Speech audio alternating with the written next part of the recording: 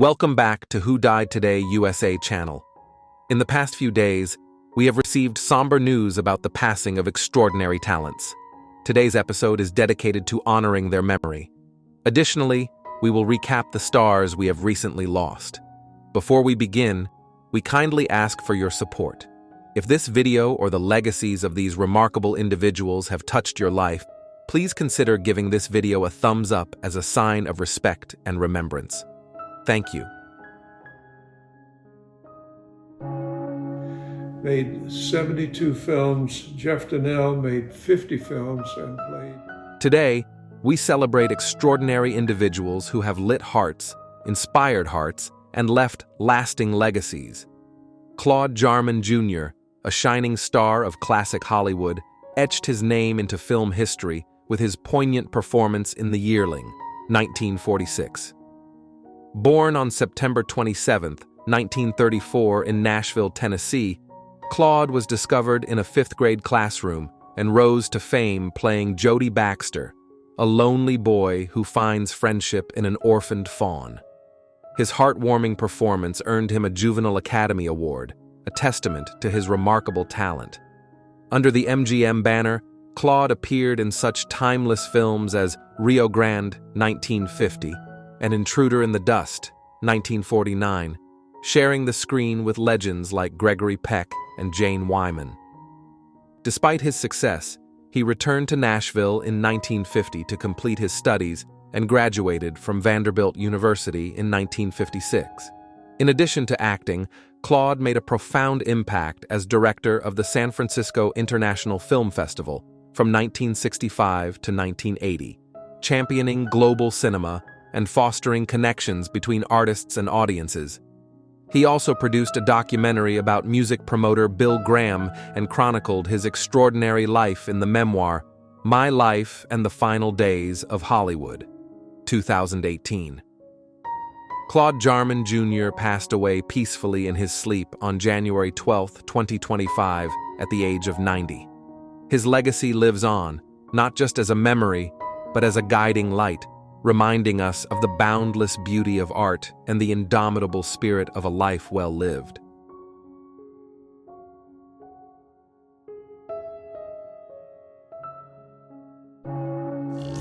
Two, 1.5. This spring, it's the screen's most... Bill Burge, beloved star of the Ernest movies, passes away at 86. Bill Burge, the actor who brought joy and laughter to countless fans as Bobby in the Ernest movies, passed away on January 9, 2025, at the age of 86. His cousin, Sharon Chapman, confirmed the news, describing him as a kind and unforgettable soul whose presence brightened every room he entered. A lifelong resident of Nashville, Burge's journey to the screen was as unique as his talent. Spotted by a producer while simply walking down the street, his expressive face and quirky charm became the hallmark of his character. Without needing many words, Burge conveyed humor and heart, creating a beloved figure alongside Jim Varney's iconic Ernest P. Worrell. Despite his fame, he remained deeply rooted, continuing to work at the local library, a testament to his humility and grounded nature. Beyond his roles on screen, Burge's life was a quiet testament to the power of kindness and authenticity. Raised in modest circumstances, he grew up with an unshakable faith and a deep respect for others. These values made him not only a talented actor, but also a cherished figure among friends, family, and colleagues. His reluctance to leave his day job or to seek the spotlight reflected a humility that endeared him to all who met him. Burge's ability to light up the screen without speaking was a rare gift. Through a simple glance or a wry smile, he connected with audiences in ways that words never could. Billy didn't just perform, Chapman said. He made people feel something, joy, comfort, and laughter that came from the heart. Heaven gained a sweet soul today, Chapman wrote. Billy, you didn't just make people laugh, you made the world a kinder place. Though he may be gone, Bill Burge's legacy of laughter and love will live on in the hearts of those he touched.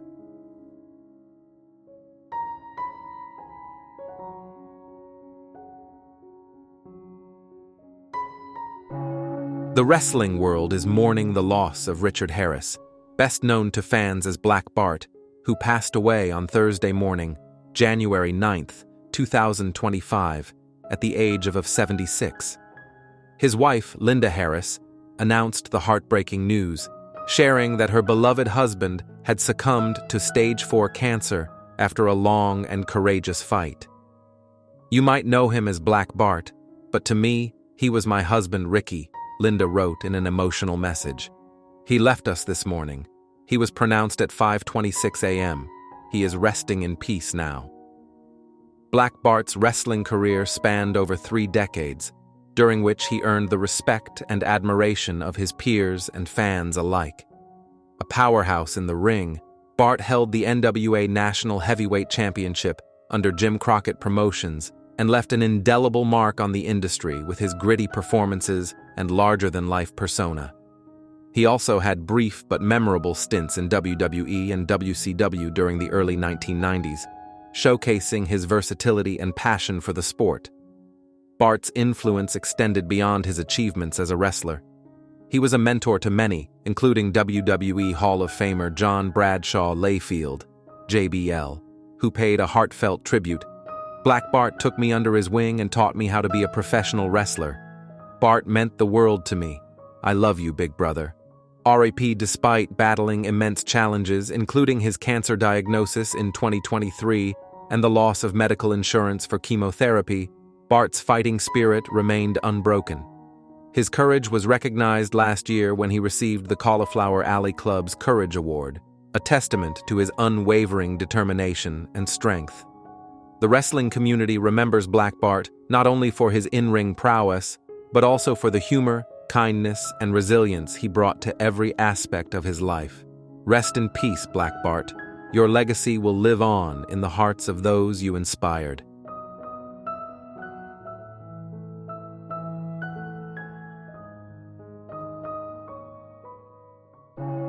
This is one of the areas that it was, and this quarry up in Sylvania, Ohio, is one of the settlements where they've just found. Have you ever wondered who first inspired us to explore the hidden treasures just beyond our doorstep?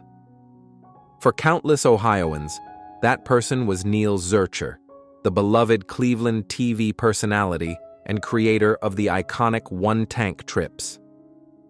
Zerker passed away on January 8th, 2025, at the age of 89, leaving behind a legacy of curiosity, storytelling, and a deep love for the Midwest. Born in Lorain County and a proud U.S. Marine Corps veteran, Zurcher began his career in journalism in the 1950s. From his early days as a reporter and photographer for the Oberlin News Tribune to his pivotal coverage of historic events like the Civil Rights Movement and the Vietnam War, Zurcher was a storyteller with an eye for the extraordinary. His career blossomed at WJW in 1967, where he became a trusted and familiar face on Cleveland television. The idea for one-tank trips came during the 1980 gasoline crisis, when Zurcher was tasked with uncovering affordable, nearby adventures for viewers. What began as a 5-part series quickly became a phenomenon, showcasing day trips filled with quirky antique shops, hidden museums, charming diners, and off-the-beaten-path attractions.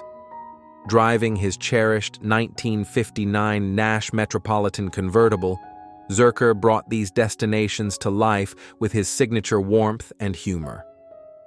Zurcher's storytelling extended beyond television into books, including The Best of One-Tank Trips, Strange Tales from Ohio, and his memoir, Tales from the Road. His contributions earned him spots in the Ohio Broadcasters Hall of Fame and the Cleveland Press Club Hall of Fame, solidifying his status as one of Northeast Ohio's most treasured voices. Though Neil Zurcher retired in 2016, his legacy lives on in the countless journeys he inspired. He reminded us all to seek adventure, cherish the beauty around us, and never overlook the treasures close to home. Rest in peace, Neil. You were a guide, a storyteller, and a friend to us all.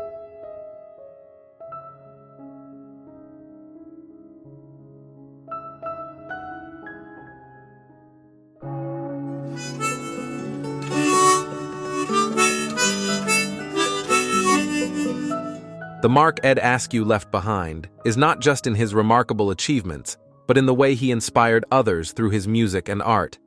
The talented singer-songwriter and visual artist passed away on January 4, 2025, at the age of 84. Known for his unique voice and timeless acid folk records like Ask the Unicorn and Little Eyes, Askew became a cult figure who resonated with generations of listeners. Born in Stamford, Connecticut in 1940, Askew discovered his passion for music and art early in life. After studying painting at Yale University, inspired by modernists like Paul Cézanne, he balanced his creative pursuits with jobs as an art teacher and house painter. From performing poetry in the 1960s New York to self-releasing hundreds of songs on cassette tapes for friends, Askew's artistic spirit knew no bounds. His music career experienced a resurgence in the 2000s with the release of Little Eyes, which had remained unreleased since the late 1960s. This led to reissues and new projects, including his 2013 studio album, For the World. Collaborating with artists like Sharon Van Etten and Mark Ribot, Askew reaffirmed his place as a timeless artist. His final album, Sleeping with Angels, 2021, stands as a testament to his enduring creativity, even as age and illness caught up with him. Ed was a brave and sensitive songwriter whose music changed lives across generations, said his friend and collaborator, Jay Pluck. Tin Angel's Richard Guy added, "He was endlessly creative, humble, and touched people's hearts through his art." Ed Askew's legacy is not just in the music he left behind, but in the inspiration and light he brought to those who encountered his work. Rest in peace, Ed. You will never be forgotten.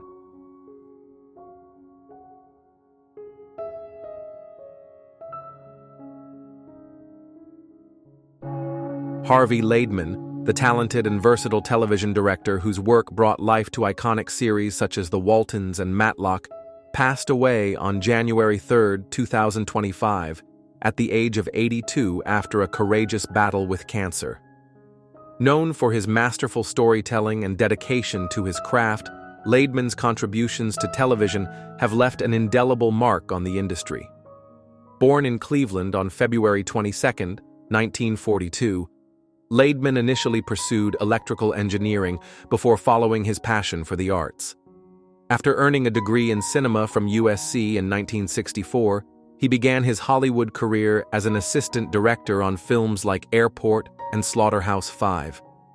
Transitioning to television, he quickly made a name for himself, directing beloved episodes of The Waltons, Seventh Heaven, Scarecrow, and Mrs. King, and more. His career spanned decades, with highlights including 33 episodes of Matlock and work on shows like Magnum, P.I., and Knots Landing. Ladman's legacy extended beyond the screen. A lifelong learner and educator, he earned a doctorate in education and spent his later years teaching film directing at California State Northridge. Known for his kindness and curiosity, he also found joy in the amateur radio community and his deep love for dogs, especially his cherished pets, Rosie, Alice, and Colonel. Harvey Ladman is survived by his wife Susan, son Dan, grandchildren Mira and Talia, and sister Laura. A memorial service will be held on Sunday at Mount Sinai, Hollywood Hills. Donations in his memory can be made to Wags and Walks, reflecting his devotion to animal rescue. Harvey's work, wisdom, and warmth will be remembered by those who knew him and the millions who were moved by the stories he helped create. Rest in peace, Harvey.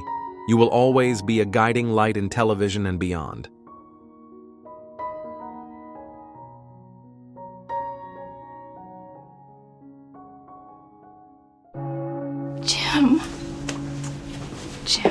Jim, I'm not threatening you.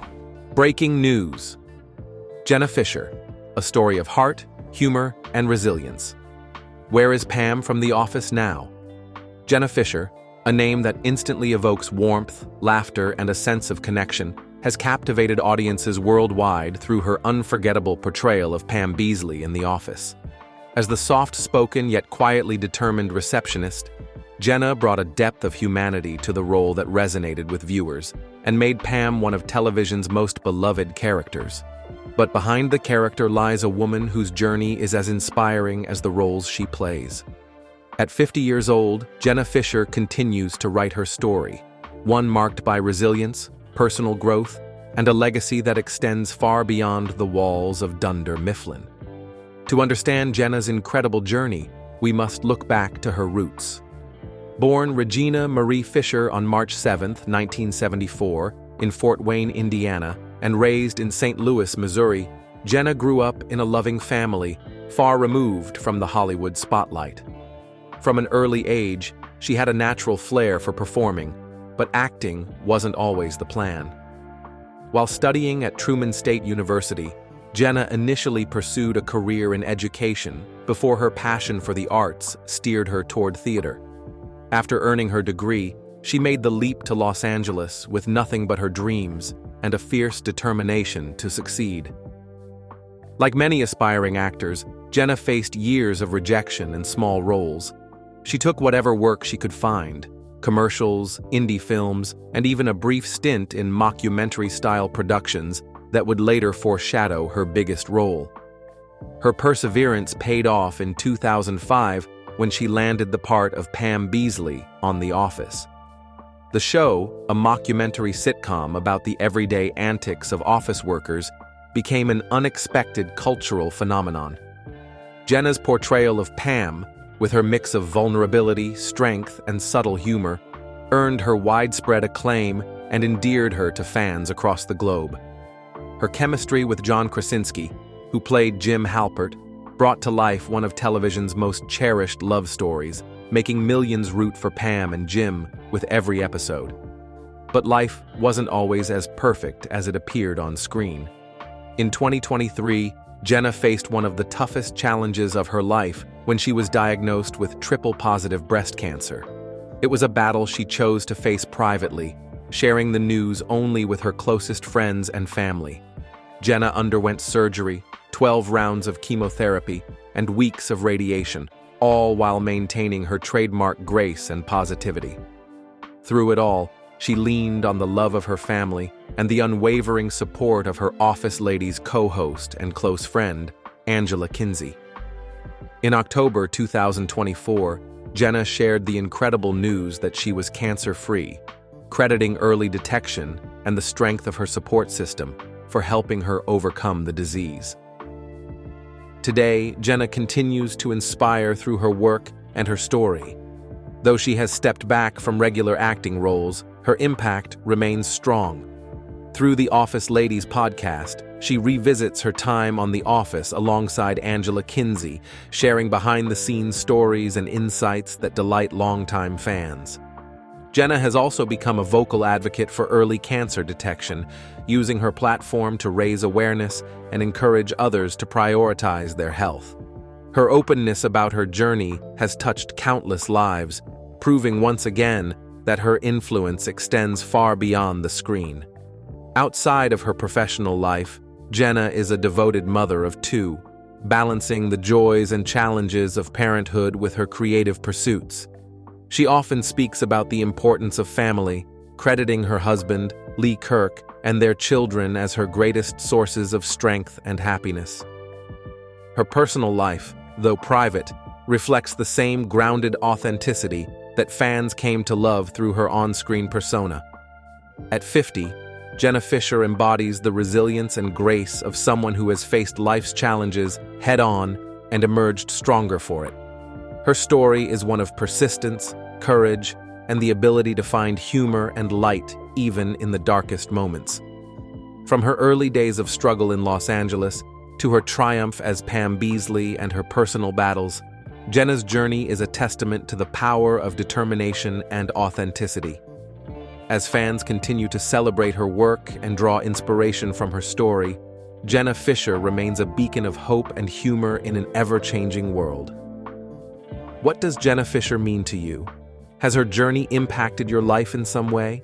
Share your thoughts in the comments below, and if you enjoyed this story, don't forget to like, share, and stay tuned for more features on the icons who inspire us every day. Thank you for listening.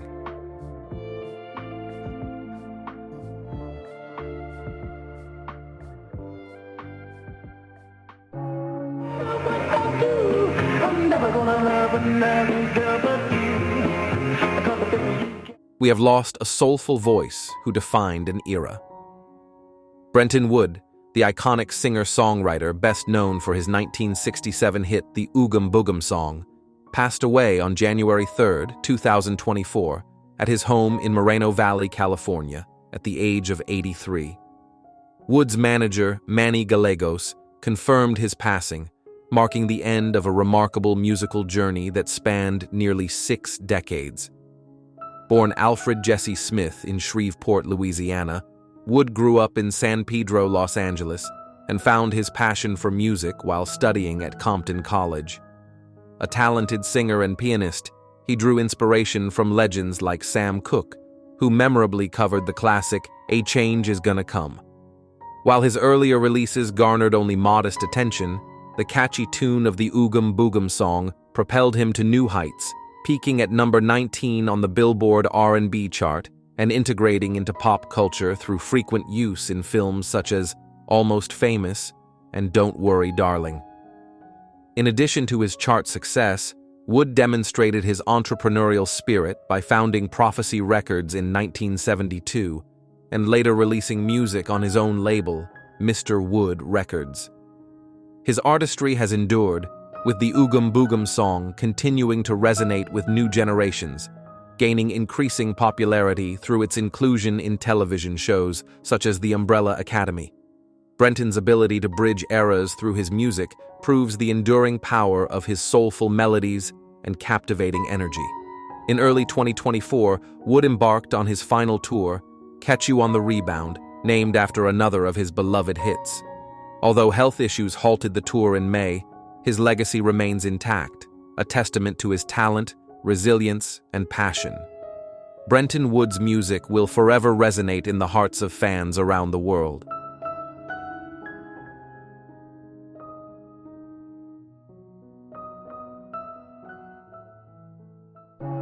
One of the things I look forward to each year, coming over to England, my brothers, you guys, the whole family. Wayne Osmond, a cherished member of the Osmond family and an enduring figure in the music world, passed away on January 1, 2025, at the age of 73 after suffering a stroke. Known for his warmth, humility, and remarkable talent, Wayne's legacy is etched in the hearts of his loved ones and the millions he inspired through his music and unwavering faith. Marie Osmond shared a heartfelt tribute to her older brother, recalling the precious moments they spent together just days before his passing. "The spirit compelled me to visit him," she wrote, expressing gratitude for those cherished hours. Describing him as one of the most loving men she had ever known, Marie said Wayne was her safe place and a source of deep laughter and meaningful conversations. His death, she said, left a giant hole in her heart. Wayne's brothers, including Donnie, Merrill, and Jay, also honored him in deeply emotional tributes. Donnie described him as the ultimate optimist who brought light and love to everyone he knew. Merrill praised Wayne's humility, unconditional love, and musical genius, calling him one of Heavenly Father's greatest sons. Jay remembered their close bond, sharing that Wayne had always been his confidant and roommate during their years together. Wayne's remarkable journey began in a barbershop quartet with his brothers, which later evolved into the world-famous Osmonds. Together, they achieved iconic status, touching lives with their music and message of faith. Despite facing health challenges, including a brain tumor in 1997 and a stroke in 2012, Wayne's resilience and devotion to his family and God never wavered. Wayne Osmond's legacy is not only one of immense talent, but also of profound love and faith. His life was a testament to kindness, perseverance, and the power of music to connect hearts. He will be deeply missed, but his memory will live on forever.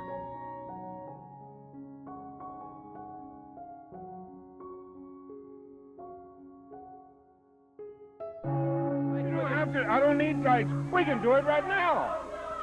We can do it just like that. Hey, I tell you. Sweet Daddy Sicky, pioneering professional wrestling legend, remembered for breaking barriers. Sweet Daddy Sicky, born Reginald Sicky, was more than just a professional wrestler. He was a pioneer who transformed the wrestling industry and challenged social norms. Dubbed the ladies' pet and the men's regret, Sicky defied expectations with his flamboyant persona and groundbreaking achievements in the 1960s and 1970s. Sicky passed away on December 31, 2025, leaving behind a legacy that forever changed the face of professional wrestling. In the United States, where racial segregation was rife in the 1960s, Sicky participated in the first World Championship Wrestling match, facing Buddy Rogers in North Carolina.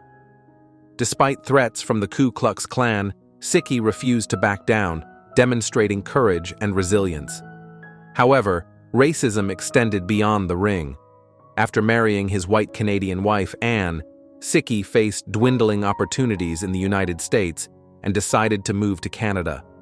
There, he found a supportive environment that allowed him to reach new heights of fame, refining the arrogant, flamboyant persona that audiences loved to hate. Sicky's influence transcended the racial and cultural boundaries of wrestling. A true fashion trendsetter, he brought flair to the ring with sequined capes, dyed blonde hair, and low-cut boots, a look that would inspire future stars like Ric Flair and The Rock. He also pioneered the art of showmanship, wowing audiences with his charisma and sharp wit, setting the standard for future generations of performers. Wrestlers like Edge and Bret Hart cite him as a key influence in their careers. Not content with revolutionizing wrestling, Sicky ventured into country music, releasing 4 albums and paving the way for wrestlers to become multifaceted entertainers. His contributions paved the way for black superstars like The Rock and Booker T to win championship gold, and for wrestlers of all backgrounds to explore careers outside the ring. Sweet Daddy Sicky was truly a man ahead of his time, and his legacy continues to shape the world of wrestling today.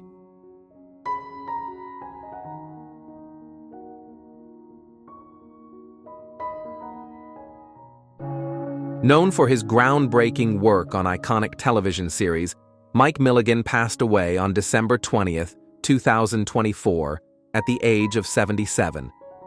A writer and producer on shows such as The Jeffersons, All in the Family, Maude, and Dear John, Milligan brought bold, socially conscious stories to sitcoms, leaving a lasting legacy. His ability to combine humor with important cultural conversations made him a true pioneer in the world of television. Born Bernard Michael Milligan on January 28, 1947, in Los Angeles, Milligan found his passion for writing after serving in the Air Force and graduating from Loyola Marymount University. Working with longtime collaborator Jay Moriarty, Milligan co-wrote and produced 49 episodes of The Jeffersons, 1978 to 1981, which won an NAACP Image Award. Together, they tackled sensitive topics such as racial identity, suicide, and white supremacy, breaking barriers and redefining the sitcom genre. Milligan's creativity did not stop at network television. Working with Carlos Bermudez, he created the groundbreaking Telemundo series Los Beltran, which won numerous awards, including the Alma Award for Best Comedy Series. His work, which spanned more than 50 years as a member of the Writers Guild, demonstrated his dedication to creating stories that combined sharp wit with deep humanity. Off the screen, Milligan's compassion extended to his community. He worked tirelessly with his partner John Harper on trauma-informed care workshops for nonprofits, addressing infertility with empathy and insight. Survived by his wife Jill, son John, sister Jerry, and stepdaughters Diane Avant and Michonne Benita, Milligan's legacy as a storyteller and advocate for change will continue to inspire. A memorial service was held later in the year to honor a man whose contributions to television and society will never be forgotten.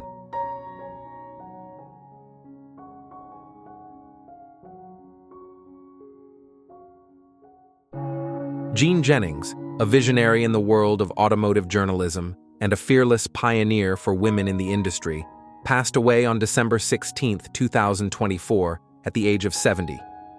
Her unparalleled wit, passion, and adventurous spirit transformed the way cars were written about and celebrated, inspiring legions of fans and countless aspiring writers to follow her path. Born Jean Lindemood in New Baltimore, Michigan, Jean's love for driving began at just 14, navigating the rugged Andes in a Toyota Land Cruiser. Her unconventional journey to journalism took her from cab driving and working as a mechanic to a position at Car and Driver in 1980. Though she admitted she was distinctly unqualified, her charisma and storytelling talent quickly won over readers. Her daring exploits, racing in demolition derbies, navigating road tests through Mexico, and collaborating with motorsport legends, cemented her reputation as a bold and brilliant writer. At Automobile magazine, where she became editor-in-chief in 2000, Jean elevated the publication to new heights. Under her leadership, the magazine earned prestigious accolades, including a National Magazine Award, while she was honored with the Ken Purdy Award for Excellence in Automotive Writing. Jean brought a unique energy to her work, appearing on The Tonight Show with Jay Leno and Good Morning America, and even getting Jerry Seinfeld to write for Automobile. She made automotive journalism not only accessible, but exciting, changing the narrative for women in the field. Jean's legacy extends far beyond her accolades. She inspired generations of writers to pursue their dreams, proving that curiosity and bravery could open any door. As her peers recalled, Jean wasn't just a trailblazer because she was a woman. She was an exceptional talent whose enthusiasm and spirit lit up every story she told. She leaves behind her husband, Tim Jennings, her family, and a devoted community of readers and admirers. Rest in peace, Jean. You made the road ahead brighter for us all.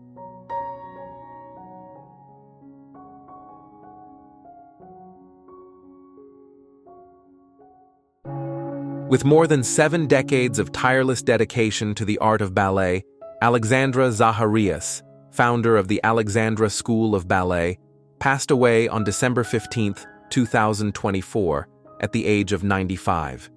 Known for her passion, discipline, and transformative impact on countless dancers, Zaharias was a guiding light in the world of dance, leaving an indelible legacy in St. Louis and beyond. Born on February 1, 1929, Zaharias grew up in St. Louis and discovered her love for ballet as a child after seeing Swan Lake. This moment sparked a journey that led her to New York City at 15 to train under George Balanchine at the School of American Ballet. Although an injury prevented her from pursuing a professional career, Zaharias found her calling as a teacher, opening the Alexandra School of Ballet in 1950 at just 21 years old. She was among the first to introduce Balanchine's rigorous techniques to the region, inspiring generations of dancers who would go on to perform with world-renowned companies like Alvin Ailey and American Ballet Theatre. Beyond her role as an educator, Zaharias was a tireless advocate for the arts. She served as the artistic director of Alexandra Ballet, staged iconic productions like Giselle and Sleeping Beauty, and held leadership positions in organizations such as the National Society of Arts and Letters.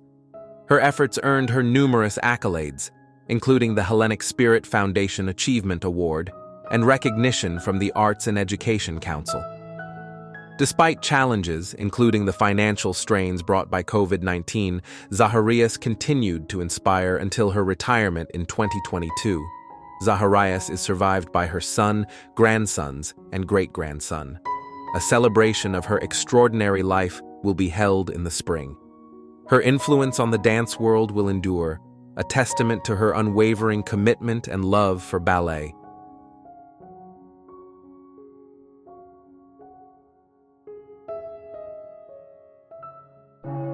Ed Van Putt, a fly fishing guru, conservationist, and author who left an indelible mark on the Catskill Mountains and the sport of fly fishing, passed away on December 14, 2024, at his home in Livingston Manor, New York.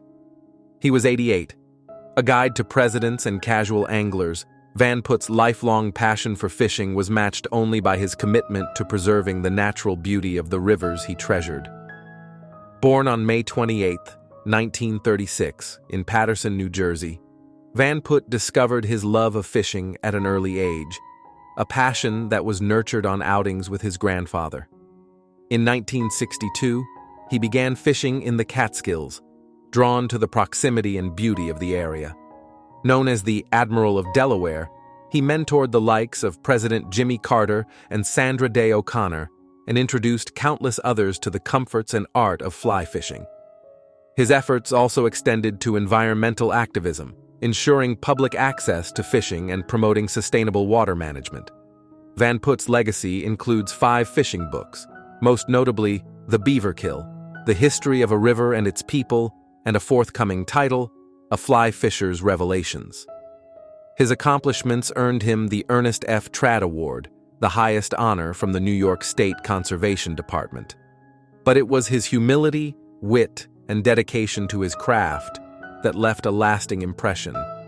Fishing with modest equipment, he once caught 37 fish with a single fly, demonstrating his philosophy that the fly is the most important thing between you and the fish. Survived by his wife Judy, children Lorene, Brett, Lee, and Tyler, 5 granddaughters, and his 108-year-old mother Agnes, Van Putt's life was one of purpose and passion. His contributions to fishing and conservation continue to inspire, and his memory will be forever remembered.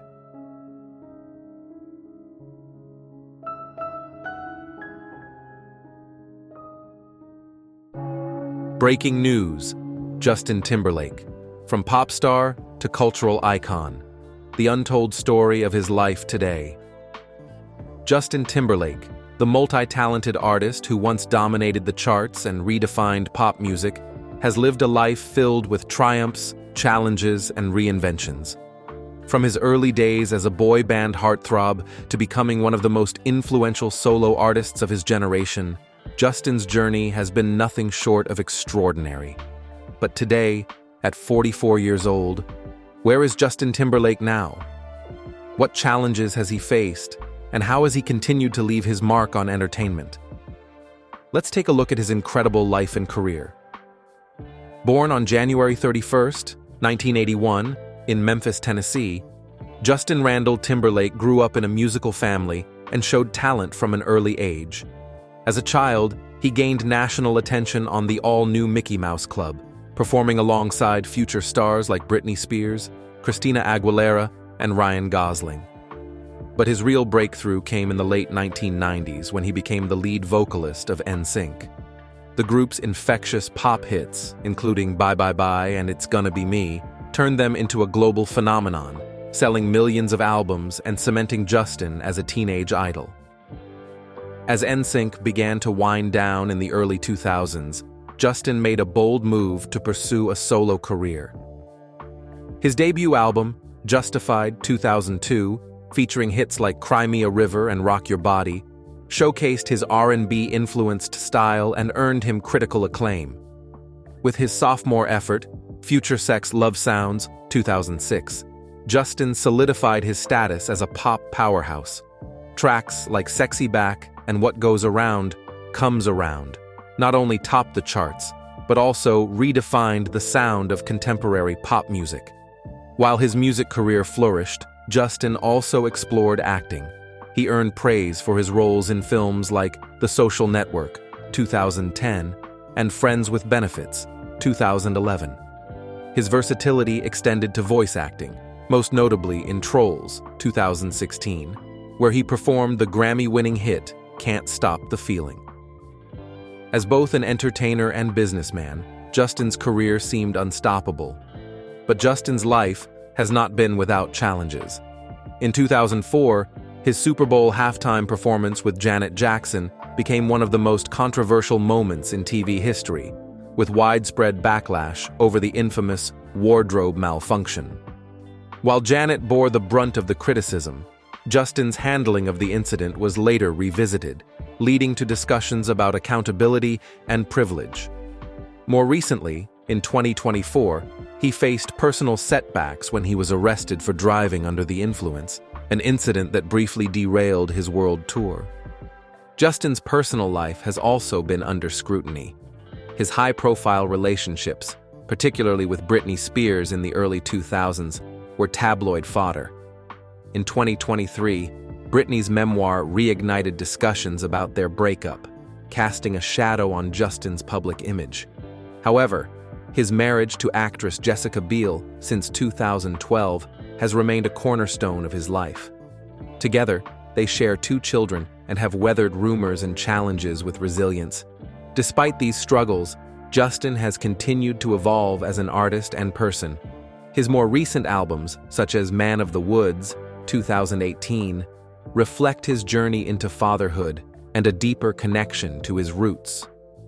While the album received mixed reviews, it showcased Justin's willingness to take risks and explore new creative directions.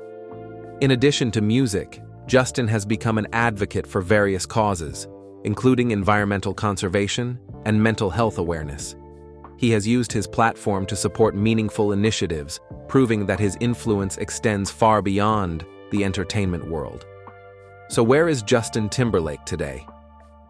At 44, he continues to balance his career with family life, focusing on what truly matters. While he stepped back from the relentless pace of his early years, his legacy as a cultural icon remains intact. Whether he's performing on stage, acting in films, or mentoring young artists, Justin's impact on the industry is undeniable. Justin Timberlake's journey is one of resilience, reinvention, and staying true to his craft. From his boy band beginnings to his reign as a pop superstar, his story inspires millions around the globe.